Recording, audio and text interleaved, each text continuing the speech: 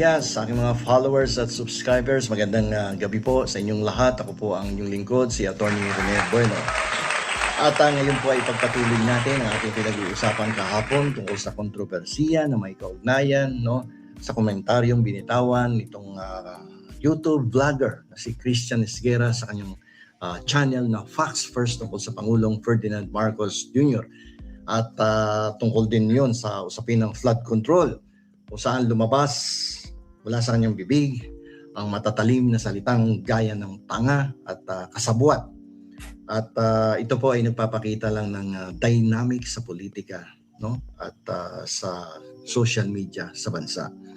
At napansin natin na mukhang naging negatibo ang epekto sa kanyang channel at nagbigay ito ng matinding digital backlash sa mismo content creator, sapagkat ako nagulat Ako mismo hindi naman ako loyalista pero sumusuporta ako sa programa at kay Pangulong Ferdinand Marcos Jr. dahil maganda naman ang ginagawa ng Pangulo sa ilalim ng kanyang administrasyon. Shout out, Brett. Pero magugulat ka nun, direktang binanatan at ginamitan ng matitinding salita ni Esguerra ng Pangulo hinggil sa issue ng flood control. Romulo, bumatay, shout out. Mabilis na Joel, nag-react ang mga taga-suporta ng administrasyon. Elikan. Alam niyo po, sa mundo ng social media, Makaroon, shout out. Anumang pag-atake sa mataas na opisyal ay madalas nagre-resulta yan sa unsubscribe campaign kung saan nag-oorganisa ang mga loyalista na i-unfollow o i-boycott ang channel. Pero pansin ko, in this case, hindi nag-organize Wala nag-utos. Kasi ako, isa yung nag-react ng teka muna, parang ang yabang naman itong sinabi at nagkasabot sa korupsyon ng Pangulo. So, bumanat kagad ako sa aking sariling YouTube channel. At napansin ko, ang daming sabay-sabay halos kami na nagbigay ng mga komentaryo na parang nagagalit kasi parang ang yabang-yabang. Akala mo super talino. At minsan may nagsabi pa sa akin, parang minamaliit ang mga YouTube vloggers, At parang ang bidang-bida, yung mga journalists, yung mga nasa media.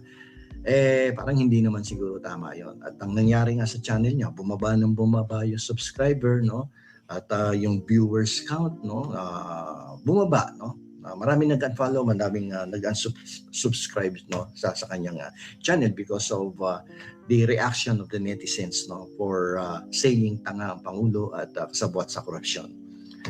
At alam niyo po, yung reaction ito ay patunay na buong-buo, at reflection yan ng lakas ng base, yung political base ng Pangulo, lalong-lalo na sa online sphere. Alam niyo po, sa digital landscape, may mga tinatawag na troll armies o tunay na mga online supporters, na ang bibilis niyang makipag-coordinate sa bawat isa upang pumalag sa mga kritiko. Pero in this case, napansin ko, hindi to coordinated action on the part of the supporters of the president. Parang voluntary na wala naman nag-uutos Pero sinasabi well coordinated daw itong mga pag-criticize dito sa content creator na to. Kasi sa kanila, kapag yung sinusuportahan nilang pinuno ay sa paniwala nila ay gumagawa ng mabuti, ay tapos babanatan mo at sasabihan mo ng tanga at kasabwat sa mga nangyayaring korupsyon sa ating pamahalaan. Para sa kanila, pambabastos yun sa pinuno ng Republika, na siya yung nagbulgar lahat ng korupsyon sa DPWH, sa flood control programs, tapos sasabihan mo ng tanga at kasabwat. Ano ang basihan mo? What's your basis? What's your facts? Kung alam mo palang kasabwat, ba't di ka magsampa ng demanda? Pangunahan mo, di ba? Mahirap yung puro salita lang, Yun lang. Alam niyo po, sa mga kritiko at journalists, tungkulin ng media na maging aso na nagbabantay, yung watchdog, para magkaroon ng pananagutan sa kaban ng bayan ng mga public officials na korap, na kinukuha yung pondo ng bayan, lalong-lalo na dito yung mga flood control projects funds na yan, na napakalalaki, bilyong-bilyon. At ang masyadong matalas o emosyonal na pananalita at ay ginagamit ng mga kampo o ng mga kritiko ng Pangulo no, para hindi mo alam kung bakit hindi sila kumukonforme kahit maganda na yung pinakikitang ginagawa ng Pangulo ng Republika ng Pilipinas. Hindi sila Para sa kontento. kanila, lahat ng aksyon, lahat ng binibitawang salita ng leader ay mali. Derek Peredo, Para sa shoutout. kanila, kagaya nga ng binanggit niya, parang para sa kanila, katangahan ang ginagawa. Kung katangahan at kasabuhat sa korupsyon, no, ang ginagawa ng Pangulo, sana pangunahan niyo yung pagsasampa ng reklamo against the leader. Pero kung pag-iisipan mo mabuti, lahat naman ng ginawa ng Pangulo tungkol doon sa budget, lalo na sa insertions niyan, is in accordance with the provisions of the 1987 Constitution. Wala namang mali doon sa ginawa, di ba? Alam niyo pa dati kapag galit ka sa chismis, no, sa kapitbahay mong chismosa na Marites, hindi ka lang pupunta sa tindahan upang i-chismis din yung kapitbahay mong napakakati ng dila at naninira ng kapwa, ng kapitbahay. Pero ngayon, alam niyo po, iba na ang sistema. Pag nag-init ang ulo mo sa kinaiinisan mong netizen, kinaiinisan mong vlogger, no, ang ganti lang naman sa kanya is isang click ka lang. Unsubscribe, unfollow, o kaya i-report mo pa yan sa YouTube. No, parang yung lumalabas na pambansang action, no? Para magkasundo ang mga naiinis sa isang content creator na walang basihan ang sinasabi sa kanilang mga sinusuportahan na leader, di ba? Okay. Sa Pinoy social media, kapag binangga mo ang Pangulo para kang pumasok sa Mobile Legends match na mag-isa at wala kang tangke, asahan mong magang ka ng libo-libong keyboard warriors sa comment section gamit ang pare-parehong script at hashtags. Ginagawa yan ng kabilang kampo. Pero in this case, sa ginawa ng content creator na to, individual yan, voluntaryo ginawa yan ng mga sumusuporta sa administrasyon. Ako, isa na doon. Wala akong kinausap. Wala nag-utos sa akin. Nung marinig ko yung komentaryo na diniscuss sa isang YouTube channel ng isang abogada, sabi ko, parang yabang naman ito. Parang minamata pa nga minsan yung mga YouTube vloggers, di ba? Ang talagang pinag-uusapan dapat yung mga bahasakali, infrastructure projects, no?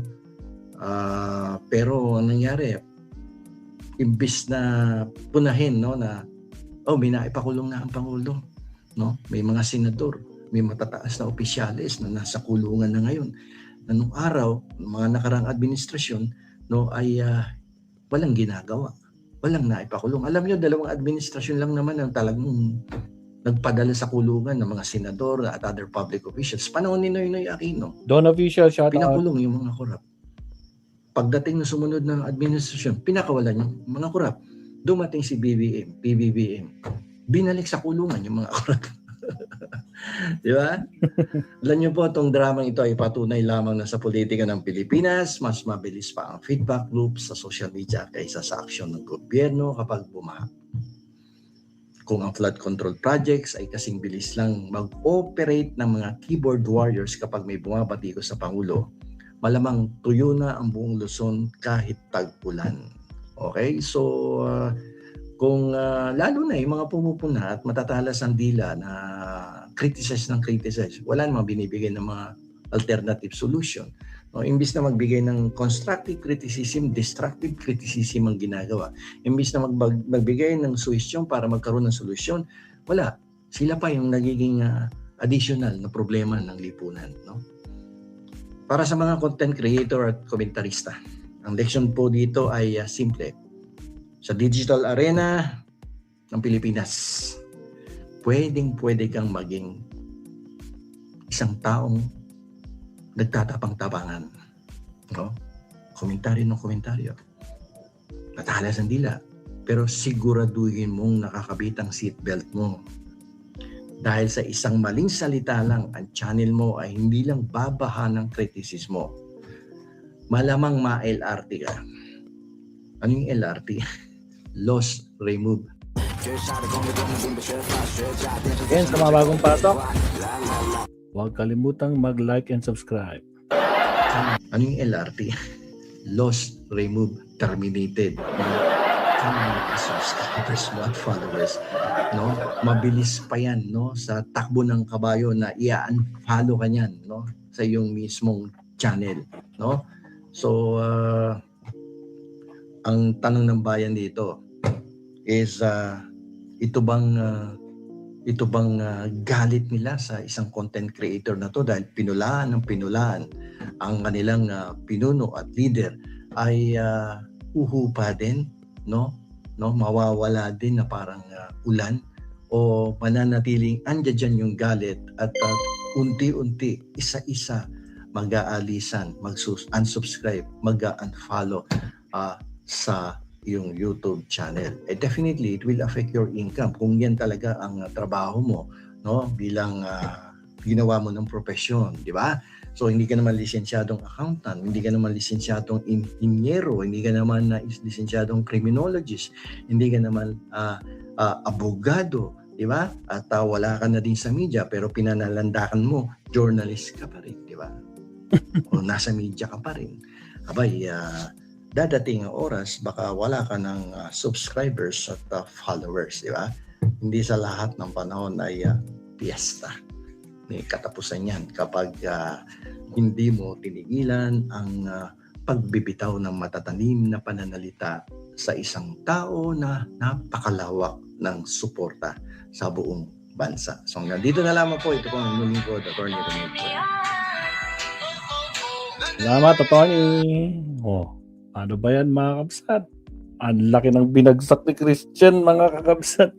Almost 50,000 na po ang nalalagas sa kanyang YouTube. Hindi ko sure doon sa Facebook page niya kung ilan ang bumagsak to, no? Shoutout Leticia Chapyosen at saka sa mga kasama natin, si Mark Bon Jovi din. Siyempre, nandyan kanina sila Derek Perido at saka si Romulo. Ayan, shoutout. Siyempre kay Don Official. Shoutout sa inyo. Alright, so yan nga mga kabsat. Nakapaw, nakasubscribe ka pa ba dito kay Christian Esquera? Ay mag-isip-isip ka na. Tanungin mo muna kung may facts siya sa mga pinagsasabi niya talaga. Diyos ko Lord. Subtopic tayo mga kabsat. Here we go. Countdown tayo in 30 seconds.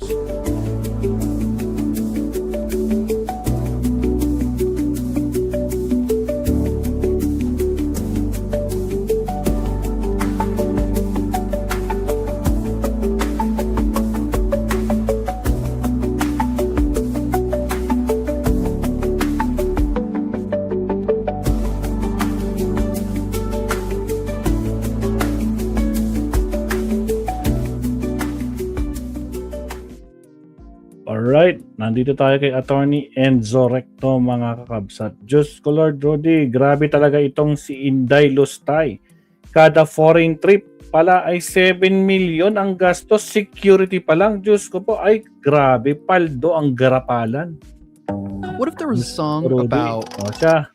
Sa mga hindi pa nagla-like and subscribe dyan, like and subscribe tayo, mga kakabsat. Ito po, pakinggan na natin. Attorney Enzo Recto, kada foreign trip ni Sarah, 7 million ang gasto. Sa security pa lang ay paldo. Diyos ko po, Rudy.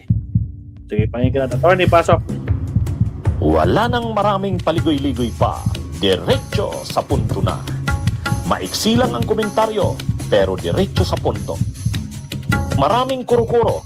May tiwali, may totoo. Dito, sa puntong diretso tayo. Punto, diretso.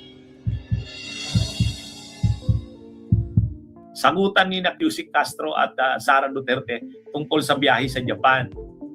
Ito kasing si Sara Duterte, humingi ng travel authority galing sa Office of the President para sa biyahe niya sa Japan. August 19 yata yun to 24. Ano, mga kabunyog, August 19 to 24. Grinant syempre yun. Grinant yun. Yung biyahe niya sa Japan. Yung rene-request niyang travel authority, i-grinant naman ng Office of the President. Kaya lang, itong si Sara, kinancel na, hindi na daw tuloy ang biyahe niya. Ang inaatake niya, itong si Yusik Claire Castro. Bakit daw kasi isinapubliko ni Yusik Claire Castro yung biyahe niya sa Japan? Kasalanan pa din. Sa impormasyong inilabas kagabi ng Presidential Communications Office, nabigyan ng travel authority si Vice President Sara Duterte para pumunta ng Japan mula August 19 hanggang 24. Personal daw ang biyahe at walang gastos sa gobyerno. Pero naglabas ang bise ng pahayag sa kanyang social media pages. Nagbago na raw ang kanyang mga plano, tila hindi nagustuhan ang pagsasapubliko ng Malacanang sa kanyang mga biyahe. Ang sabi niya, nais niya muling paalalahanan ng Office of the President na ang patuloy na pagsasapubliko ng kanyang mga lakad ay lubhang nakababahala. Magoy. Nilalagay daw kasi nito sa alanganin ang kanyang kaligtasan. Yan naman yung issue ni Sara Duterte dito kay Yusek Claire Castro. Paano na lang daw yung kanyang security? Sus naman. Security ko no. Bakit hindi ba ano yon? Hindi ba alam yon na pupunta siya ng Japan? Siyempre yung mga nag-o-organize doon, ano na yan? Siyempre may iniimbitahan doon yung Filipino community sa Japan. O di alam na yon ng Filipino community sa Japan na darating siya doon 19 to 24. Public yan siyempre. O ngayon, galit siya kay Yusek Claire Castro kasi ang isa pang issue ni Yusek Claire Castro yung tungkol sa gastos. Yung gastos sa biyahe sa Japan ay sa mga foreign trips niya. Bawat foreign trip pala ni Sara Duterte, may security siya, may staff siyang dala. 7 million halos ang gastos. Bawat biyahe naka-charge yan sa kaban ng bayan. Kaya sabi ni Yusek Claire Castro, bakit naman hindi ipapublic yung lakad niya? Dapat nga malaman ng publiko yon. Agree. Kasi public funds naman ang gagamitin niya eh. Agree. Mas hindi maganda ng isang public servant magbabiyahe, personal trip na parang bakasyon. Tapos hindi mo ipapaalam sa constituents mo. Tapos may bit-bit ka na mga security at staff na gobyerno yung nagbabayad. O gumagamit siya ng public funds sa bawat biyahe niya. Yung mga security niya, yung mga staff niya, 7 million daw bawat biyahe halos ang average na gastos ni Sara Duterte. Imagine nyo yan mga kabunyo. Ganyan pala ang ginagastos. Pera pala natin ginagastos sa ganyan. Sagot dyan ni Palace Press Officer Claire Castro, walang mali sa pagsasapubliko